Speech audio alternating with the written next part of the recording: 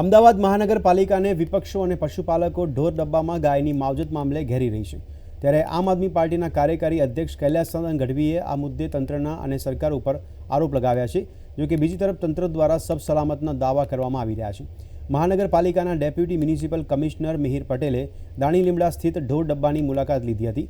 તેમણે કહ્યું હતું કે ગાયોની માવજત અને દેખરેખ તંત્ર દ્વારા થઈ રહી છે।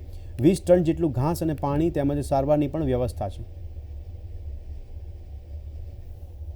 કહેવાય કે પશુ પક્ષી બીજા જનાવરો જે નગરપાલિકા ક્ષેત્રમાં હોય અને એને મોત પછી પણ એનો મલાજો ન રાખવામાં આવે।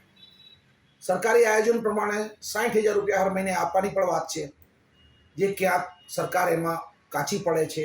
બીજી બાજુ ગૌચર જે સરકારે આ ભાજપની સરકારે 30 વર્ષમાં દબાવી દીધું છે, બિલ્ડરોને વેચી નાખ્યા છે, એના મળતિયા કબજો લઈ લીધો છે।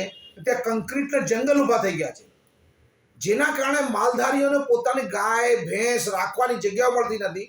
એટલે સરકાર નવી પોલિસી પ્રમાણે જે લાયસન્સ આપે છે એ લાયસન્સ પ્રોપર આપતી નથી, કારણ કે એ ગૌચરની જગ્યાઓ શહેરના અંદર રહેલા જૂના ગામડાઓ હતા, પછી વસ્ત્રાપુર હોય, થલતેજ ગામ હોય, બીજા બોળકદેવ ગામ હોય, ગામની જગ્યાઓ બધી ગૌચરો બિલ્ડિંગો બનાવી દેવામાં આવી છે। બિલ્ડરોને ટાઈપ કરીને ભાજપાની સરકારે એને વેચી દીધો છે, એનો ધંધો જ કર્યો, ગૌચરનો ધંધો કર્યો છે।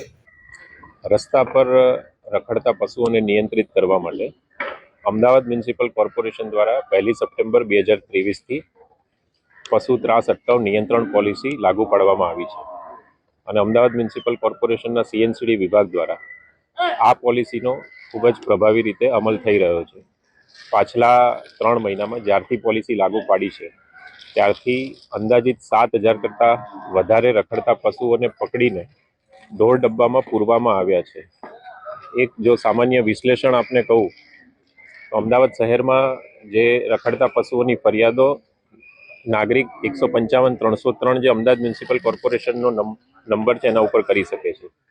એનો જો ડેટા જોવામાં આવે તો જુલાઈ, ઓગસ્ટ, મે, જૂન વગેરે મહિનાઓમાં અંદાજિત 2500 જેટલી ફરિયાદો રખડતા પશુઓની આ ફોન નંબર ઉપર આવતી હતી। જ્યારથી પોલિસી લાગુ પાડી ત્યારથી સપ્ટેમ્બર મહિનામાં અંદાજિત 453 જેવી ફરિયાદો હતી, ઓક્ટોબર મહિનામાં 250 જેવી ફરિયાદો હતી, નવેમ્બર મહિનામાં 148 ફરિયાદ હતી અને આજની તારીખે ડિસેમ્બર મહિનામાં ફક્ત 15 ફરિયાદો આવેલી છે।